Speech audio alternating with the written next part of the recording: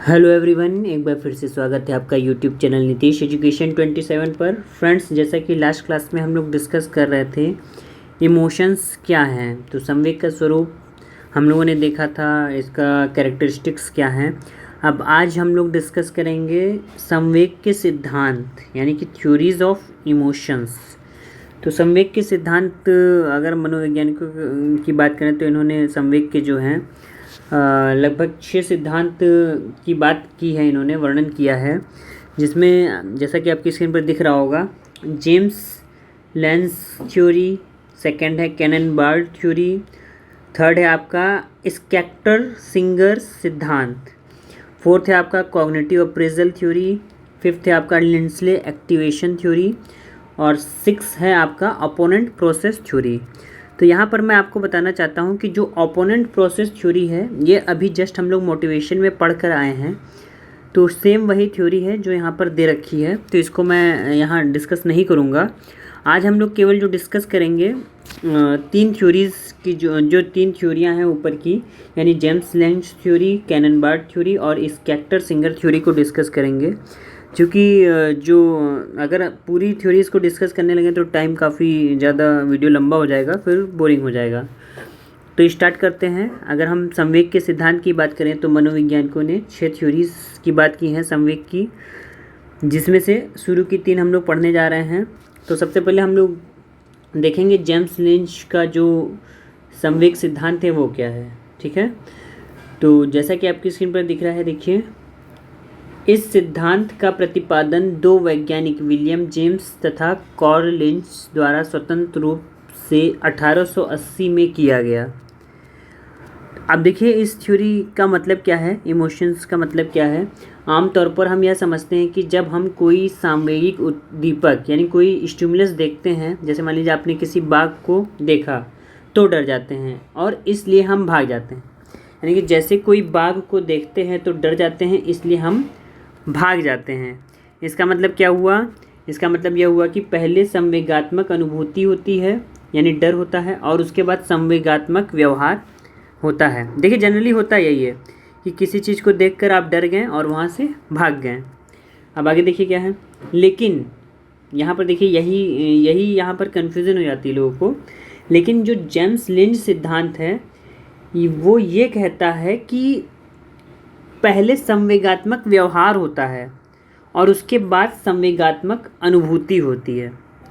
यानी अगर मैं सिंपल शब्दों में बात करूं तो पहले बिहेवियर होता है। बिहेवियर का मतलब, जैसे मान लीजिए आपने सांप देखा या बाघ देखा तो आप भाग गए, यानी पहले आप भाग जाते हैं।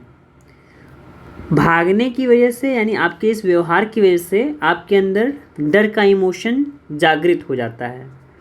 यही इस पूरी थ्योरी का सार है, जेम्स लेंस थ्योरी का, जो कि ये कहता है कि संवेगात्मक व्यवहार पहले होता है, यानी भाग जाना, सांप को देखते ही भाग जाना, स्नेक को देखते ही भाग जाना, और उसके बाद संवेगात्मक अनुभूति होती है, यानी इमोशनल एक्सपीरियंस या अनुभूति होती है, जो कि डर, यानी कि हम सांप को देख कर भाग गए इसलिए हम डर गए।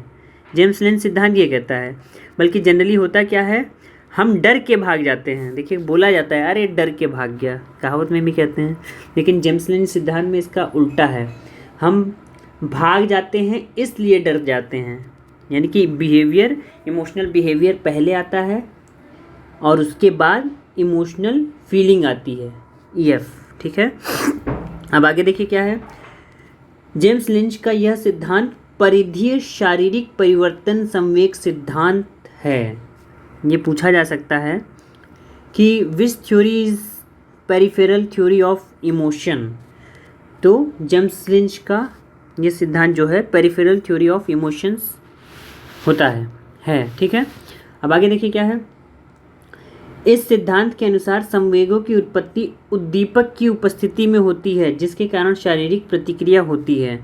जैसे कि मैंने बताया कि इमोशंस का जनरेशन कैसे होता है, स्टिमुलस के द्वारा। स्टिमुलस जैसे मान लीजिए सांप को आपने देखा तो सांप या स्नेक क्या है, स्टिमुलस है, और जिसके कारण क्या होती है, आपके शरीर में प्रतिक्रिया होती है। जैसे मान लीजिए आपने सांप देखा तो आपके मांसपेशियों में तनाव आ जाता है, हृदय गति में वृद्धि हो जाती है, पसीना एवं मुंह का सूखना, ये सारी चीज़ें, ये सारी क्रियाएं होने लगती हैं। और यह शारीरिक उत्तेजना किसी भी व्यक्ति में एक विशिष्ट संवेग की भावना उत्पन्न करता है। इन सारी चीज़ों के हो जाने की वजह से, यानी आपकी मांसपेशियों में तनाव आ गया, हृदय गति मतलब हार्ट बीट आपकी बढ़ गई, स्वेटिंग होने लगी, मुंह सूखने लगा, आपका गला सूखने लगा, इन सब की वजह से इसके बाद आपके अंदर एक स्पेसिफिक इमोशंस की फीलिंग्स जागृत हो जाती है। ठीक है। जेम्स ने संवेग में उत्पन्न होने में शामिल विशिष्ट मार्ग का भी वर्णन किया है। उन्होंने क्या कहा, देखिए, कि किसी भी वस्तु या उद्दीपक का प्रभाव ज्ञानेंद्रियों पर पड़ता है।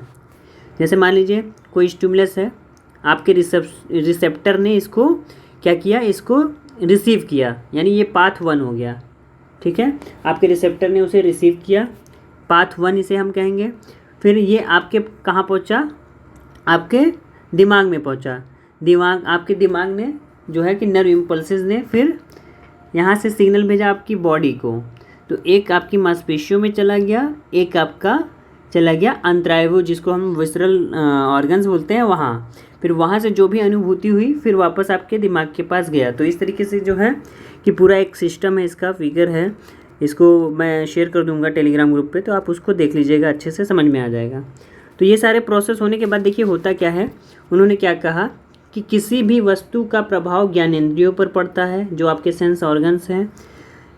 तो जो सेंसेस हैं, जो ज्ञानेंद्रियां हैं, इन सूचनाओं को सेरेब्रल प्रमस्टिक्स कॉर्टेक्स में भेजता है, यानी सेरेब्रल कॉर्टेक्स जो है वहाँ पर सूचनाएं जाती हैं, यानी आपके रिसेप्टर से, आपके सेंसर्स से या सेंसेस से जो इन्फॉर्मेशन है आपके दिमाग में गई, यानी सेरेब्रल कॉर्टेक्स में गई। उसके बाद क्या हुआ, सेरेब्रल कॉर्टेक्स ने फिर से इन सूचनाओं को आपके मांसपेशियों तथा विसरल ऑर्गन्स में वापस भेज दिया, जिसके कारण वे प्रतिक्रिया करते हैं। अंत में मांसपेशियां तथा अंतरांगों में उत्पन्न आवेग को फिर से कॉर्टेक्स में भेजा जाता है और संवेगात्मक अनुभूति होती है। इस वजह से या इस प्रकार जेम्स लिंच संवेग में कॉर्टेक्स के महत्व को स्वीकार करते हैं। तो देखिए जेम्स लिंच का जो सिद्धांत है उसमें जो सेरेब्रल कॉर्टेक्स है उसको बहुत ही इम्पॉर्टेंट बताया गया है। ठीक है, तो सेरेब्रल कॉर्टेक्स की बात करें तो जेम्स लिंच सिद्धांत ने काफ़ी इस पर जोर दिया है जेम्स लिंच में। तो अब आगे अगर हम बात करें तो ये है आपका जेम्स लिंच सिद्धांत। नेक्स्ट हम देखते हैं, नेक्स्ट क्या है आपका कैनन-बार्ड सिद्धांत। अब कैनन-बार्ड सिद्धांत क्या कहता है, सबसे पहले देखिए इस सिद्धांत का प्रतिपादन किसने किया, वॉल्टर कैनन ने किया था तथा उनके शिष्य, मतलब वॉल्टर कैनन 1927 तथा उनके शिष्य फिलिप बार्ड ने अपने शोधों एवं प्रयोगों के आधार पर इस सिद्धांत का समर्थन किया। यानी कैनन-बार्ड दो अलग अलग वैज्ञानिक मनोवैज्ञानिक थे, दोनों ने मिलकर जो है इस सिद्धांत का प्रतिपादन किया। अगर हम रियल जो बात है इसमें यह है कि कैनन जो फिलिप बार्ड थे कैनन के शिष्य थे, तो कैनन की रिसर्च को फिलिप बार्ड ने आगे बढ़ाया और इससे अच्छा और मजबूत और साइंटिफिक इसको बनाया। तो देखिए यह जो सिद्धांत है ये भी एक बायोलॉजिकल सिद्धांत है, जैविक सिद्धांत है, बायोलॉजिकल सिद्धांत है या जिसे हम कह सकते हैं जैविक सिद्धांत है। जैसा कि फिजियोलॉजिकल सिद्धांत या बायोलॉजिकल सिद्धांत, जेम्स लिंच का भी सिद्धांत जो है फिजियोलॉजिकल या बायोलॉजिकल है और कैनन-बार्ड का भी सिद्धांत फिजियोलॉजिकल या बायोलॉजिकल श्रेणी में ही आता है। ठीक है, तो ये याद रखिएगा। अब आगे अगर हम बात करें, देखिए ये सिद्धांत कहता क्या है, इस सिद्धांत को सबसे पहले हम लोग इस सिद्धांत को सेंट्रल थ्योरी या हाइपोथैलेमिक थ्योरी या थैलेमिक थ्योरी या इमरजेंसी थ्योरी के नाम से भी जाना जाता है। देखिए इसे प्लीज़ नोट कर लीजिएगा, काफ़ी इंपॉर्टेंट लाइन है ये, कि क्वेश्चन पूछा जा सकता है आने वाले एग्ज़ाम में कि Cannon Bard theory is also known as, यानी कि कैनन-बार्ड सिद्धांत को हम और किन किन नामों से जानते हैं। तो और किन किन नामों से हम जानते हैं कैनन-बार्ड थ्योरी को, सबसे पहले हाइपोथैलेमिक थ्योरी के नाम से जाना जाता है, सेंट्रल नर्वस सिस्टम या सेंट्रल थ्योरी के नाम से भी जाना जाता है, थैलेमिक थ्योरी के नाम से भी जाना जाता है और इमरजेंसी थ्योरी के नाम से भी जाना जाता है। अब इसको इतने नामों से क्यों जानते हैं, इसका कारण ये भी जान लीजिए। इस सिद्धांत के अनुसार जो इमोशंस हैं, जो संवेग हैं, उसका जो कारण है हमारे दिमाग में एक पार्ट होता है हाइपोथैलेमस, जो कि आपके सेंट्रल नर्वस सिस्टम यानी कि केंद्रीय तंत्रिका तंत्र के भाग में सेरेब्रम होता है ना, सेरेब्रम तथा थैलेमस के नीचे स्थित होता है, सेरेब्रम तथा थैलेमस के नीचे जो है स्थित होता है, यानी कौन, हाइपोथैलेमस। वहाँ से सारी चीज़ें कंट्रोल होती हैं। तो देखिए ये सारी चीज़ें सेंट्रल नर्वस सिस्टम में, दिमाग में से जो है कि एक हाइपोथैलेमस पार्ट होता है, वहाँ से जो है कि कंडक्ट होती हैं, इसलिए इसको इतने नामों से जाना जाता है। ठीक है, क्योंकि यह थ्योरी सेंट्रल नर्वस सिस्टम, इस थ्योरी में सेंट्रल नर्वस सिस्टम या केंद्रीय तंत्रिका तंत्र का भी बहुत ज़्यादा महत्व होता है, इसलिए इसे CNS थ्योरी भी कहते हैं। ठीक है, अब आगे देखिए क्या है। कैनन-बार्ड सिद्धांत के अनुसार संवेगानुभूति और आंतरिक परिवर्तन हाइपोथैलेमस के द्वारा नियंत्रित होते हैं। देखिए एक मोस्ट इम्पॉर्टेंट लाइन यहाँ पर मैं बता रहा हूँ आपको। क्वेश्चन ये पूछा जा सकता है कि कैनन-बार्ड सिद्धांत के अनुसार जो संवेगात्मक अनुभूति और आंतरिक परिवर्तन है वो किसके द्वारा नियंत्रित होते हैं? तो याद रखिएगा, हाइपोथैलेमस के द्वारा नियंत्रित होते हैं। अब आगे अगर हम बात करें, जो आपका संवेगानुभूति है, यानी संवेग की जो अनुभूति होती है, इमोशंस की जो फीलिंग होती है, तथा जो आपका विसरल ऑर्गन्स है, यानी कि जो आपके परिवर्तन होते हैं व्यवहार में, दोनों ही उत्तेजक से उत्तेजित होकर स्नायु प्रवाह के साथ हाइपोथैलेमस में पहुंचते हैं, तथा यहाँ से नर्व इम्पल्सेस एक ओर तो कॉर्टेक्स को जाता है जहाँ इमोशनल फीलिंग होती है, तथा दूसरी ओर रिसेप्टर्स की ओर आता है जहाँ से शरीर में आंतरिक तथा शारीरिक परिवर्तन होते हैं। ठीक है, अब देखिए इस सिद्धांत के अनुसार संवेगात्मक अनुभूति तथा शारीरिक प्रतिक्रियाएं एक साथ होती हैं और इन दोनों का प्रारंभ मस्तिष्क के नीचे के केंद्रों से होता है। देखिए इस पूरी थ्योरी का जो मोस्ट इम्पॉर्टेंट लाइन है वो ये है, ये एग्ज़ाम में पूछा जाएगा कि किस सिद्धांत में जो सांवेगिक अनुभूतियां हैं, यानी इमोशनल फीलिंग्स और जो फिजिकल एक्टिविटीज़ हैं साथ साथ होती हैं, किस सिद्धांत में होती हैं? कैनन-बार्ड सिद्धांत में। अब पिछली थ्योरी याद करिए, जेम्स लेंज की थ्योरी। जेम्स लेंज सिद्धांत में क्या था? बिहेवियर पहले होता है, उसके बाद इमोशंस आता है, यानी व्यक्ति पहले भाग जाता है इसलिए डर जाता है, लेकिन ये क्या कहते हैं, व्यवहार के साथ साथ इमोशंस का जनरेशन, दोनों क्रियाएं एक साथ हो जाती हैं, यानी कि संवेगात्मक अनुभूति प्लस व्यक्ति का व्यवहार दोनों एक साथ जनरेट होते हैं। ठीक है, तो ये मोस्ट इम्पॉर्टेंट, इस थ्योरी में मैंने मोस्ट इम्पॉर्टेंट चीज़ें आपको बता दी क्या क्या है। हाइपोथैलेमस है, थैलेमस है, सेंट्रल नर्वस सिस्टम है, थैलेमिक थ्योरी इसे बोलते हैं, और इसमें जो होता है इस थ्योरी के अनुसार आपका व्यवहार और संवेग की अनुभूति दोनों एक साथ होती हैं, ये इसका सार है। ठीक है, यानी कि इस थ्योरी के अनुसार होता क्या है, इस थ्योरी के अनुसार होता यह है कि संवेग उत्पन्न करने के लिए स्टिमुलस द्वारा सेंस ऑर्गन्स को उत्तेजित होना अनिवार्य है। यानी जैसे मान लीजिए स्टिमुलस कुछ भी हो सकता है, स्नेक हो सकता है, बाघ हो सकता है, कुछ भी हो सकता है, उससे आपके सेंस ऑर्गन जो है उत्तेजित हो जाए, ऐसा होना चाहिए। फिर उसके बाद क्या होता है, जब सेंस ऑर्गन यानी जो ज्ञानेंद्रिय हैं वहाँ से सिग्नल या तंत्रिका आवेग या जो भी नर्व इम्पल्सेस हैं वो आपके कहाँ जाए, हाइपोथैलेमस या थैलेमस से होता हुआ सेरेब्रल कॉर्टेक्स में पहुँचना चाहिए या पहुँचता है। उसके बाद क्या होता है, इसके परिणाम स्वरूप आपका जो सेरेब्रल कॉर्टेक्स है हाइपोथैलेमस पर से अपना नियंत्रण कम कर देता है, तथा कुछ विशेष परिस्थिति में वैसे नर्व इम्पल्सेस को भी हाइपोथैलेमस में भेजता है जिसकी उत्पत्ति विकल्प में हुई होती है। इसके परिणाम स्वरूप होता क्या है, आपका हाइपोथैलेमस जो है एक्टिव हो जाता है, और हाइपोथैलेमस के क्रियाशील होने पर जो तंत्रिका आवेग होता है वो दो दिशाओं में, यानी ऊपर की दिशा में चला जाता है तथा नीचे की दिशा में भी चला जाता है, यानी दोनों में एक साथ जाता है, भाई अंगों की ओर भी जाता है और दिमाग की ओर भी चला जाता है। तो इस वजह से होता क्या है, बिहेवियर और फीलिंग दोनों एक साथ जनरेट हो जाती हैं। ठीक है, तो ये है कैनन-बार्ड का सिद्धांत।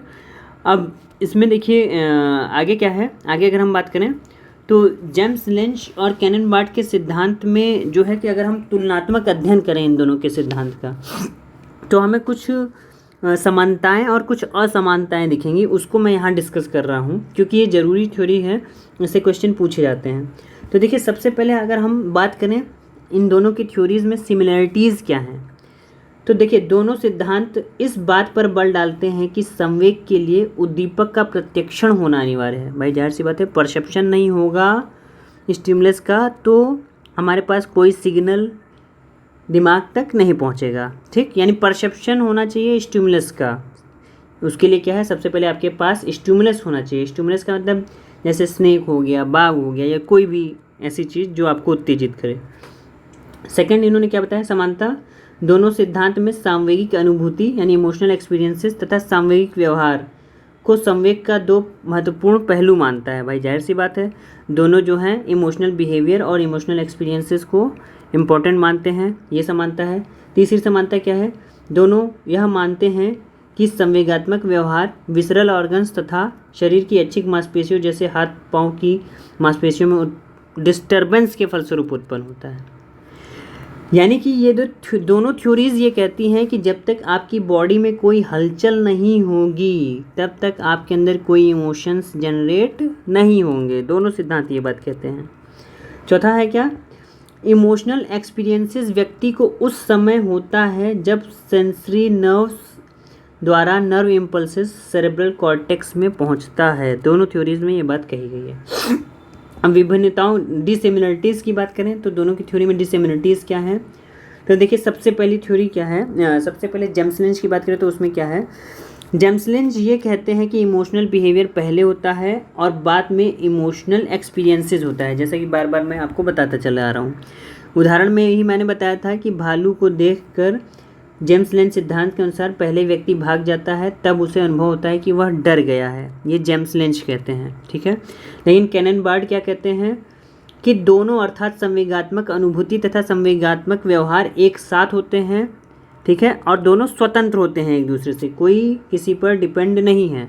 यानी आपके इमोशंस की फीलिंग्स और आपका बिहेवियर दोनों एक साथ अकर होते हैं। पहली डिफरेंस तो ये है इन दोनों की थ्योरीज में। दूसरा क्या है, जेम्स लिंच सिद्धांत के अनुसार संवेगात्मक अनुभूति का होना संवेगात्मक व्यवहार पर निर्भर करता है। जैसे कि मैंने अभी जस्ट बताया कि पहले बिहेवियर होगा फिर इमोशंस जनरेट होंगे, जेम्स लिंच कहते हैं। यानी अगर आप मनुष्य कोई बिहेवियर नहीं कर रहा है स्टिमुलस को देखकर तो उसके अंदर कोई अनुभूति भी नहीं होगी, इमोशंस भी जनरेट नहीं होगा। यदि बाघ या भालू देखकर कोई व्यक्ति भाग नहीं जाता तो वह डरेगा भी नहीं। भाई इसका मतलब यही तो हुआ कि सांप को देखने के बाद अगर आप ना भागते तो आप डरते भी नहीं। किसके अनुसार, जेम्स लिंच सिद्धांत के अनुसार। लेकिन कैनन बार्ड क्या कहते हैं, परंतु कैनन बार्ड सिद्धांत में संवेगात्मक व्यवहार तथा संवेगात्मक अनुभूति दोनों एक दूसरे से स्वतंत्र होते हैं, ना कि अनुभूति का कारण व्यवहार होता है। जैसा कि मैंने अभी जस्ट थोड़ी देर पहले बताया था कि दोनों एक दूसरे से स्वतंत्र हैं, यानी emotional feeling plus emotional behaviour दोनों इंडिपेंडेंट होते हैं। तो ये असमानता है इनके बीच। और क्या है देखिए, थर्ड, कैनन बार्ड ने अपने सिद्धांत में हाइपोथैलेमस तथा थैलेमस को संवेग का मुख्य सिद्धांत माना है, जैसे कि अभी शुरुआत में ही बताया था। लेकिन जेम्स लिंच क्या कहते हैं कि मस्तिष्क के किसी भी भाग को ऐसे स्थान के रूप में मान्यता नहीं दी गई है। यानी जेम्स लिंच केवल ये बताते हैं कि हाँ चेंजेस होते हैं बिहेवियर में, फीलिंग बाद में जनरेट होता है इमोशंस, लेकिन उन्होंने बताया ये नहीं बताया कि दिमाग का कौन सा पार्ट जो है इसके लिए रिस्पॉन्सिबल होता है, जैसा कि कैनन बार्ड ने बताया।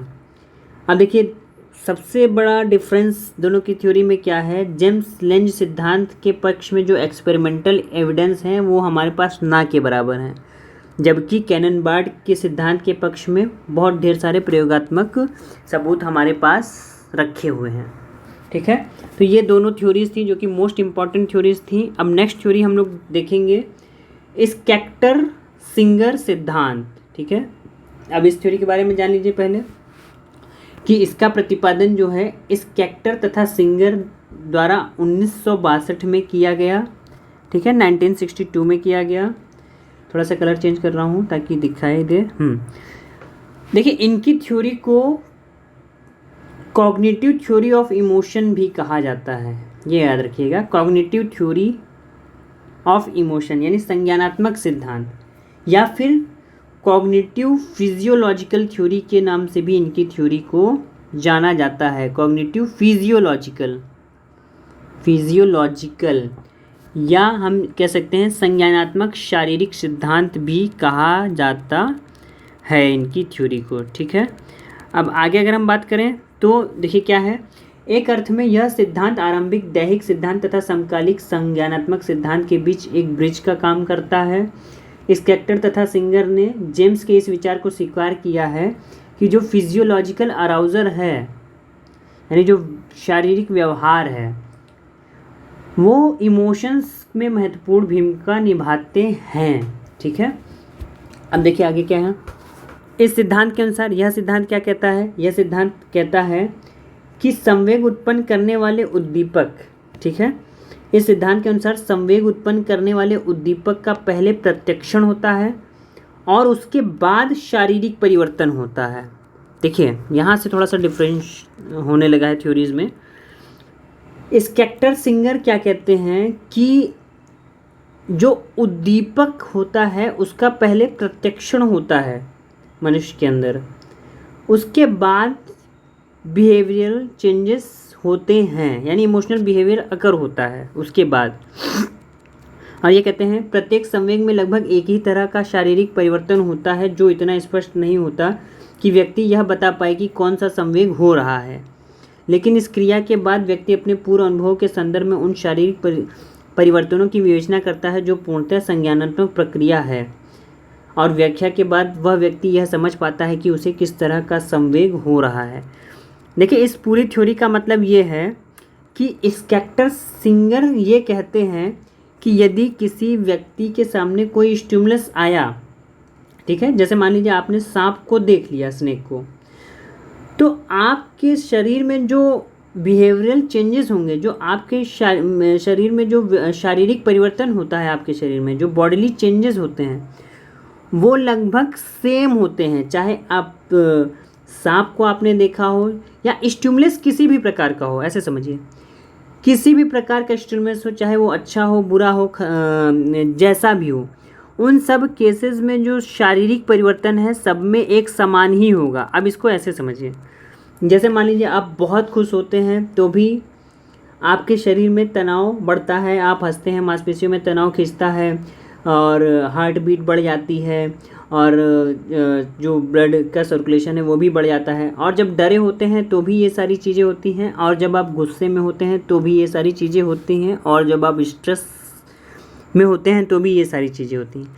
यानी चाहे आपके पास जैसी भी फीलिंग हो, आपका जो बॉडी में परिवर्तन हो रहा है एक जैसा हो रहा है। यानी आपका दिल तेज़ी से धड़क ही रहा है, मांसपेशियों में खून तेज़ी से बढ़ ही गया है ना, मतलब जो भी इंटरनल बॉडी चेंजेस होते हैं वो हर कंडीशन में एक जैसे होते हैं।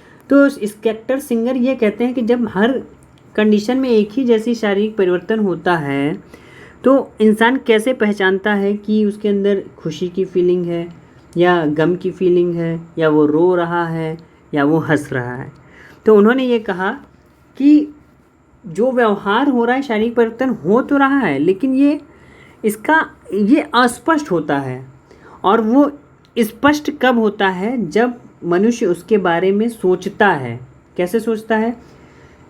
ये सारी क्रिया होने के बाद व्यक्ति अपने पूर्व अनुभवों के संदर्भ में उन शारीरिक परिवर्तनों की विवेचना करता है जो पूर्णतः संज्ञानात्मक प्रक्रिया होती है। यानी जैसे मान लीजिए जब आप ज़िंदगी में पहली बार किसी चीज़ से डरे होंगे तो उस चीज़ से, यानी उस स्टिमुलस से और आपके फियर की कंडीशनिंग हो गई होगी पहली बार में। जैसे मान लीजिए छोटे बच्चे सबसे पहली बार कोई विचित्र चीज़ देखते हैं तो डर जाते हैं, तो वो कंडीशनिंग हो गई है और आपने अपने दिमाग में, अपने संज्ञान में इस चीज़ को डाल लिया है कि हाँ, इन फ्यूचर अगर आपको कोई ऐसी चीज़ फिर से दिखती है या ऐसा इंसिडेंट आपको साथ फिर से होता है तो उस कंडीशन में क्या है, आपको डरना होगा। आपकी कंडीशनिंग हो चुकी है। तो स्केक्टर सिंगर यही कहते हैं कि जो शारीरिक परिवर्तन है वो तो हर केस में एक जैसा होता है, लेकिन उसमें काफ़ी अस्पष्टता होती है। फिर बाद में जब इंसान उस चीज़ को कोरिलेट करता है अपने प्रीवियस एक्सपीरियंसेस से, पूर्व अनुभवों के संदर्भ में, जब इंसान उन शारीरिक परिवर्तनों की विवेचना करता है, जैसे मान लीजिए आप पहले डरे थे तो आपके शरीर में ऐसी ऐसी क्रियाएं हुई थी डर के कारण, तो जब आप मैचिंग करने लगते हैं अपने पूर्व एक्सपीरियंसेस से और फिर उस आधार पर आप व्याख्या करते हैं कि हाँ, मेरे साथ जब पहले ऐसा हुआ था तो मैं उस केस में डरा था, यानी आज भी मुझे डरना चाहिए। या आपके साथ कोई ऐसा इवेंट हुआ जिसमें आप बहुत ज़्यादा खुश हुए थे, फिर वही इवेंट आपकी लाइफ में दोबारा हो जाए, तो आपकी कंडीशनिंग हो चुकी है आपके प्रीवियस एक्सपीरियंसेस से, तो आप इस बार भी खुश ही होंगे। यानी जैसा आपका पूर्व अनुभव है वैसे ही आपके अंदर संवेगात्मक अनुभूतियाँ जनरेट होती हैं।